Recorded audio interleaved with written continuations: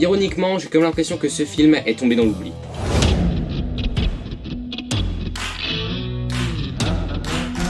Bonjour tout le monde, aujourd'hui on se retrouve pour parler du film Oblivion, un film de science-fiction réalisé par Joseph Kosinski, à ne pas confondre avec John Krasinski, et c'est un film de science-fiction qui est sorti en 2013. Pour commencer cette critique, je veux que vous sachiez que c'est mon avis personnel sur le film, même si évidemment j'essaye au maximum d'être objectif. Si vous avez un avis différent, tant mieux pour vous, mais n'hésitez pas à en débattre avec moi dans les commentaires. Bon visionnage.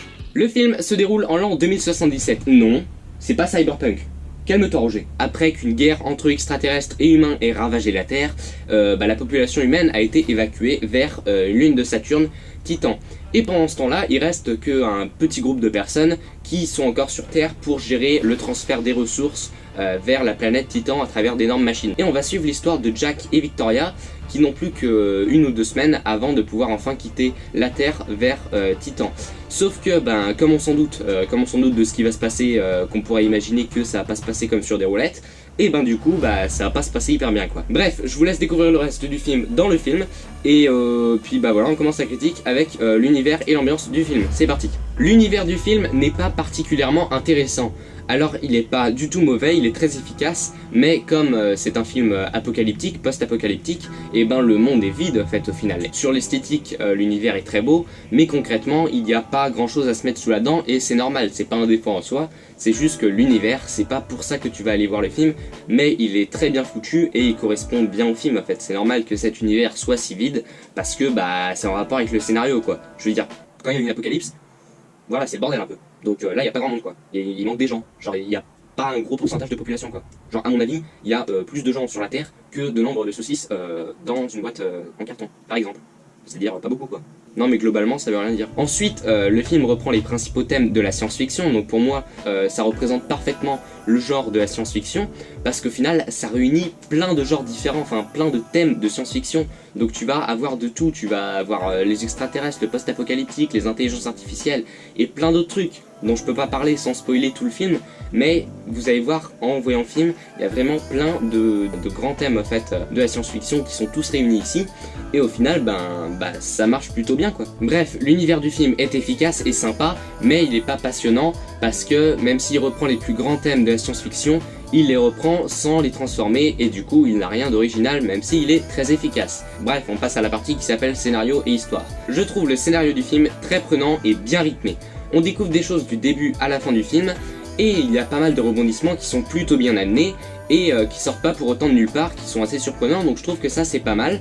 Malheureusement je trouve que le film il s'attarde pas assez dans son dernier tiers, il va beaucoup trop vite et du coup je trouve qu'il fait un peu rusher vers la fin, pas énormément mais t'as l'impression qu'il y a un vide quand même, et apparemment le film au départ durait 3 heures, devait durer 3 heures mais il le raccourcit à 2 heures, et du coup je me demande si le film aurait pas été mieux avec une durée de 3 heures. Peut-être qu'il y a une version longue, ce serait peut-être intéressant de la voir, mais je sais pas si elle existe, j'aurais pu faire des recherches, mais je ne l'ai pas fait car je n'y ai pas pensé. Voilà, parce que vers la fin, on t'introduit de nouveaux trucs, de nouveaux personnages, et au final ils sont pas du tout exploités. Par exemple, à un moment, on nous montre des survivants qui survivent dans le monde post-apocalyptique, mais plutôt que de montrer la difficulté de leur vie quotidienne et plein d'autres choses pour montrer vraiment, pour nous faire ressentir de la pitié et de l'émotion, et au final on les voit que dans des scènes d'action, du coup on ressent rien pour eux. Et le problème c'est que ça va souvent être ça dans le film, il y a plein de moments qui devraient être hyper forts en émotion et qui au final sont remplacés par une scène d'action, et ça c'est vraiment dommage. Après il y a quand même de l'émotion dans le film, mais il y a des moments, tu te dis dommage. Du coup il arrive que le scénario soit très froid par moments. Oui, j'ai décidé de mimer chaque aspect du film, et malheureusement, plus tard dans cette critique, et je parle d'un hélicoptère qui fait des saltos. Donc moi je suis pas hyper doué en gymnastique, donc je vous dis ça va rendre que dalle. Mais je pourrais toujours essayer. Bref, pour en revenir à ce que je disais, le scénario est un peu trop froid par moment, et c'est vraiment dommage parce que tu vois que le film quand même essaye d'être dramatique, c'est pas un film qui est que dans l'action. Et il y a des moments où il y arrive très bien, il y a des moments qui sont émouvants dans le film et tout, mais il y a d'autres moments où il est beaucoup trop froid, et c'est justement les moments où le film devrait être pas froid du tout. C'est vraiment dommage, c'est vraiment paradoxal et c'est assez dommage. Petit spoiler de ma critique, attention je spoil pas le film, je spoil ma critique. À la fin de cette critique je vais vous dire d'aller regarder le film.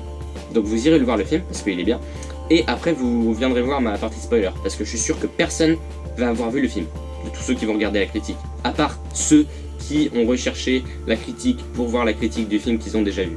Pourquoi je m'attarde en fait? Parce que là, je suis sûr que dans cette vidéo, nous avons perdu environ 30% de cette vidéo à déblatérer des conneries qui n'intéresseront personne à part ma caméra, qui est très sympathique et qui est vraiment une très bonne oreille. C'est marrant, je peux lui parler pendant des heures, elle va jamais rien dire, elle va jamais m'interrompre, tu vois. Tu sens vraiment qu'il y a une volonté d'aider l'autre, d'accepter les propos que je lui tiens en fait.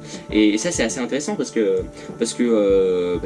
du coup là en fait il faudra mettre un fondu comme ça qui se barre parce que en fait c'est hyper chiant, donc voilà. Sur ce, nous disions sinon il y a aussi quelques blagues qui fonctionnent, enfin disons qu'elles détendent l'atmosphère sans pour autant faire rire. C'est pas des blagues tu vas te taper les barres, c'est pas non plus des blagues qui vont être gênantes, c'est juste des blagues ouais, ça va te faire sourire quoi, voilà. En tout cas, le film tient bien en haleine avec son scénario bien construit, son histoire est intéressante, il y a quelques moments assez touchants, et donc pour moi c'est une réussite niveau scénario, même si on regrettera évidemment une trop grande froideur à certains moments.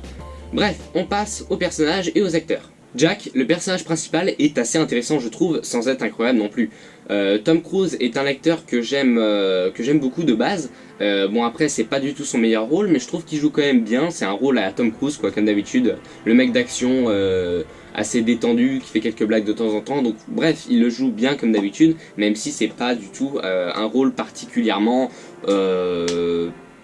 Bref, vous avez compris. Bon, après, il y a quelques moments, évidemment, où on pourrait dire qu'il est pas assez expressif, qu'il a pas assez d'émotions, mais à mon avis, c'est plus la faute du scénario que de l'acteur, parce qu'il y a plein de moments, comme j'ai dit dans la partie scénario, où en fait, il devrait ressentir des émotions, il devrait être traumatisé, et au final, il reste juste immobile pendant quelques secondes, et puis après, il se reprend, et puis ça part sur une scène d'action. Et ça, je trouve ça vraiment dommage, qu'on va souvent privilégier l'action à l'émotion, mais malgré tout, le personnage et l'acteur sont efficaces, donc voilà, c'est bien. Mais comme le film est très, voire trop centré sur Jack, on en oublie un peu trop les autres personnages et du coup les personnages secondaires sont pas très bien exploités, pas très bien développés, et au final à part Jack il n'y a que Vika qui est un bon personnage je trouve, qui est un personnage très bien utilisé et assez attachant, et d'ailleurs son interprète Andrea Riseborough, ouais, vous aurez pu faire plus simple. Andrea Riseborough, je trouve qu'elle joue très très bien. Bon bah voilà, rien à dire de plus. Le duo Jack et Vika, enfin l'alchimie entre les acteurs aussi, Tom Cruise et Andrea Riseborough, je trouve qu'ils marchent très bien. Donc ouais, les acteurs jouent bien et leurs personnages sont pas mal sans être les personnages de l'année non plus. Mais ouais, bref, ce duo marche plutôt bien. J'ai par contre beaucoup plus de réserves sur Julia, qui est interprétée par Olga Kurilenko. Putain, mais c'est quoi ces noms là? Vous voulez me faire un infarctus ou pas? Un infarctus?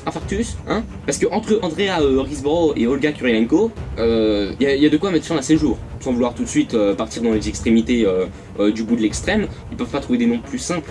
Non mais je m'en fiche moi qu'ils soient russes, irlandais ou je ne sais quoi. Mais à un moment, tu t'adaptes. Moi je suis bien placé pour dire ça. Moi par exemple, si je prends mes noms du milieu là, mes prénoms secondaires, là, je sais pas comment ça s'appelle, et mes noms de famille, je m'appelle Swan Ephraim Norbert Bouget-Alain.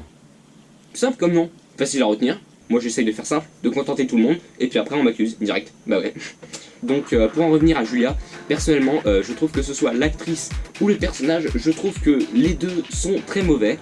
Donc déjà l'actrice Olga Kurilenko, jusqu'ici je l'ai vue dans 3 films je crois, pour moi c'est une mauvaise actrice quoi. Dans Oblivion je trouve que Olga Kurilenko joue très mal. Et ouais, son personnage est pas du tout intéressant quoi. Son personnage est d'une froideur.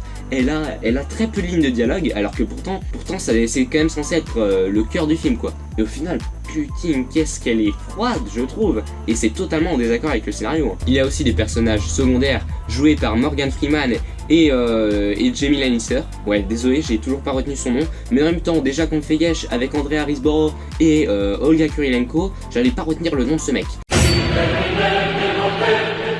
Donc en tout cas il y a ces deux acteurs et c'est vraiment dommage de gâcher 2 acteurs comme ça pour des rôles si peu développés. Parce qu'au final tu les vois assez peu et puis vu que tu sais quasiment rien sur eux, tu t'y attaches pas et puis t'as du mal à croire à leur personnalité et à croire à leurs interactions avec les autres personnages, donc c'est assez dommage. Bref, à part Jack et Vika, les personnages sont plutôt mauvais. Voilà à peu près tout ce que je peux dire sur les personnages, on passe maintenant au visuel du film. Sans être exceptionnel, je trouve la réalisation du film très sympathique, surtout au niveau des mouvements de caméra qui sont très bien foutus je trouve, c'est dynamique, mais en même temps c'est assez linéaire dans le sens où tout paraît vraiment calibré, millimétré. T'as l'impression que chaque mouvement de caméra était prévu et ça donne vraiment un rendu très, très fini en fait, très perfectionnistisé. Et ouais, je trouve que ça rend assez bien. Je pense notamment à une scène avec un drone qui se déplace dans un bâtiment et la caméra va vraiment suivre tous ses mouvements de manière très fluide et en même temps linéaire. Et pareil pour un moment, t'as la caméra qui va suivre l'hélicoptère en slalomant et je trouve que ça rend assez bien. Il y a aussi quelques ralentis pas trop mal utilisés. Malheureusement, je trouve qu'il y a une scène de course-poursuite qui est vraiment mal réalisée et je ne sais pas pourquoi elle est remplie de zooms. Ça me fait un peu penser à tous les zooms qu'il y avait dans Man of Steel, sauf que cette fois ils sont encore moins utiles et ils sont vraiment très chiants. Genre tu as une vingtaine de zooms dans une seule scène, ça fait vraiment genre... Vous voyez le genre ? Bon, après, je vous avais prévenu que j'allais mimer des moments du film. Une des choses qui marque le plus dans la direction artistique du film, c'est ses couleurs, ou plutôt l'absence de couleurs, parce qu'en fait, presque tout dans le film va être blanc, que ce soit les nuages, les costumes, la neige. Il va y avoir beaucoup de blanc, ou alors du gris, mais ouais, tu vas avoir très peu de couleurs, sauf dans des moments du coup qui vont être particulièrement joyeux.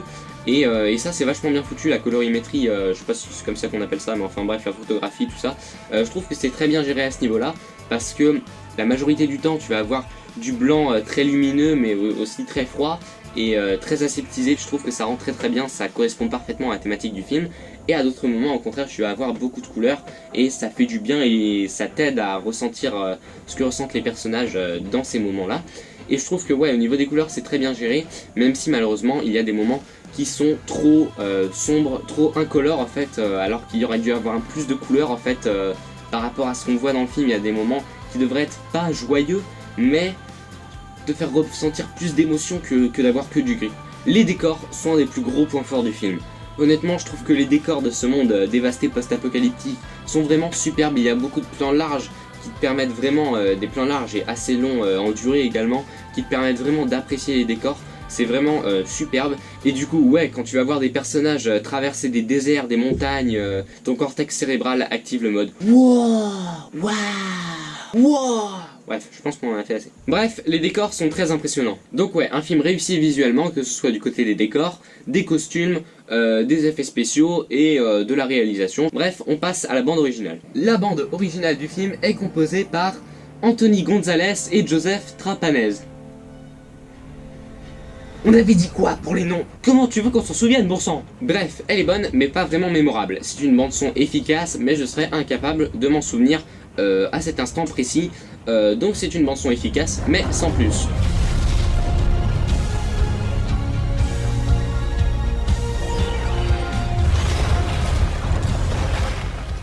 On passe à la fin de la critique. Pour conclure, Oblivion est un film imparfait, mais tout de même assez qualitatif. Les décors sont superbes, la bande originale est efficace, la réalisation est bonne, l'univers est sympathique aussi, et l'histoire est très surprenante et bien rythmée, mais malheureusement, comme les personnages, elle manque un peu de développement par moment.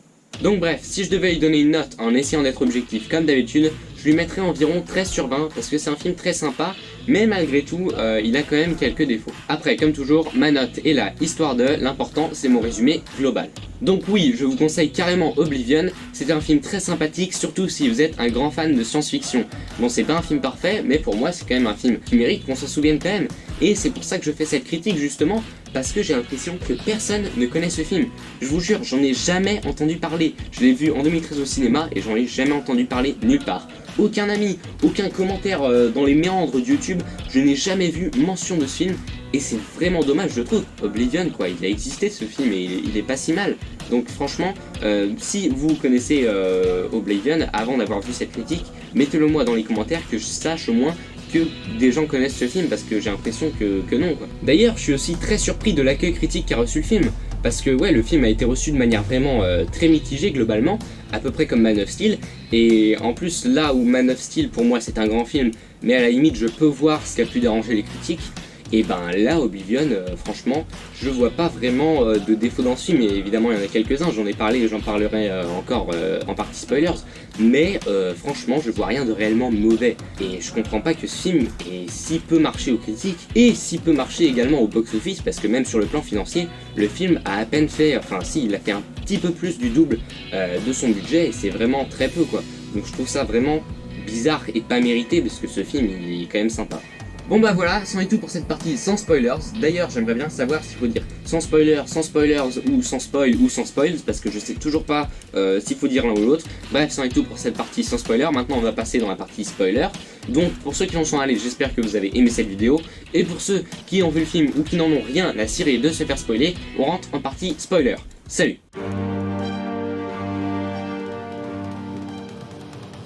Déjà, j'aime beaucoup quand on découvre que les rapaces sont des humains et pas du tout des aliens, je trouve que le revirement est assez bien foutu. Par contre, toute la partie liée aux survivants humains, du coup, je trouve qu'elle est vraiment ratée.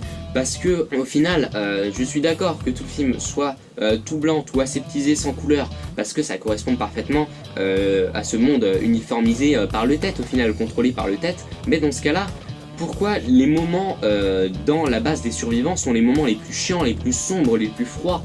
Je veux dire, c'est quand même l'espoir de la civilisation humaine, et du coup les visuels, je trouve qu'ils aident pas du tout en étant sombres comme ça dans un moment qui aurait mérité un peu plus de contraste. Peut-être pas de couleur, mais au moins un peu plus de contraste pour être moins chiant en fait. Parce que du coup on s'attache pas du tout à ces humains alors qu'on devrait au vu de la situation. 3 ans après le sacrifice de Jack, Julia et sa fille rencontrent les survivants humains qui arrivent enfin après un long voyage chez eux, et bah là j'ai jamais compris pourquoi ça se passait 3 ans après.